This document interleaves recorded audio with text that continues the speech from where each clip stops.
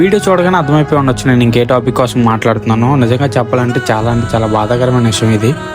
ఇంకా మెయిన్ చెప్పాల్సింది ఏంటంటే, ఇక్కడ ఇదంతా జరిగిన తర్వాత బయటకు వచ్చి మాట్లాడుతున్నారు కదా, వాళ్ళ మాటలు ఏంటంటే ఎంత బాధ కలుగుతుందంటే, దాంట్లో ఒక ఫ్యామిలీ ఉందంట, 2 చిన్నపిల్లలు, వాళ్ళ అమ్మ వాళ్ళ నాన్న, మొత్తం 4 చనిపోయారంట. బయట నుంచి ఒక పర్సన్ వచ్చి కాపాడేటప్పుడు మా పిల్లల్ని బయటికి సేవ్ చేయండి అని అరుస్తారంట. కేకలు వినపడతాయంట, వాళ్ళ చావు కేకలు. బయట నుంచి చూస్తే ఆ సిచ్యువేషన్ ఎలా ఉంటుందో ఒక్కసారి ఆలోచించండి. నిజంగా చెప్తున్నాను కదా, చాలా బాధ కలిగింది నాకు ఇది చూడగానే. వీడియోలన్నీ మొత్తం బస్సు అయితే ప్రాపర్గా కాలిపోయింది. బ్యాక్ సైడ్ లైట్గా టైర్లు ఒకటి ఉన్నాయి అంతే.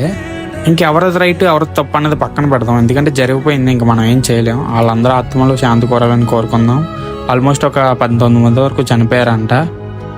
ఈ యాక్సిడెంట్ జరగడానికి మెయిన్ రీజన్ ఏంటంటే, 2 పర్సన్స్ బండి మీద వెళ్తున్నారో అనుకోకుండా స్కిడ్ అయిపోయారు.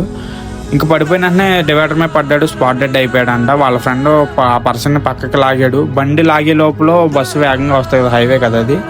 ఇంకా అది లాగలేదు, బస్సు వస్తుంది చూసి పక్కకు వచ్చాడు. ఇంకా బస్సు కూడా మనకి ఎక్కువ స్పీడ్లో వెళ్తాం వల్ల ఆ బైక్ ఒకటి కనపడలేదంట. ఇంకా దాన్ని ఎక్కించుకుని వెళ్ళిపోయాడు. బస్సు కిందకి వెళ్ళిపోయింది బైక్. ఇంకా ఒక 200 మీటర్స్ లాక్కి వెళ్ళిపోయిందంట. ఇంకా కింద ఫైర్ అయిపోద్ది కదా, పెట్రోల్ ట్యాంక్ కూడా ఓపెన్ అయిపోయింది. ఇంకా ఆటోమేటిక్గా ఫైర్ అయింది. ఇంకా జరిగిన 1 మినిట్లోనే ఫైర్ అయితే స్టార్ట్ అయిపోయింది. మొత్తం పొగ కమ్మేసిందంట లోపల. వాళ్ళందరినీ డ్రైవర్ అయితే ఒకటి పారిపోయాడు, ఒకడు అలర్ట్ చేశాడంట.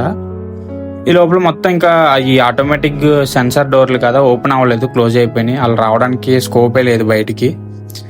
ఇంకా బయట ఉన్న పర్సన్ ఎవరో రాయితో కొట్టాడంట డోర్. అప్పుడు ఒకటి ఓపెన్ అయింది మిర్రర్. ఇంకా దాంట్లోంచి కొంతమంది అయితే బయటకు వచ్చారు. ఎవడైతే సేవ్ చేశారన్నాను కదా, ఆ పర్సన్ బాధపడతాడు, నేను ఇంకా చాలా మందిని కాపాడలేకపోయానని చెప్పి. నాకు చాలా బాధ కలిగింది ఆ మనిషి మాట్లాడగానే.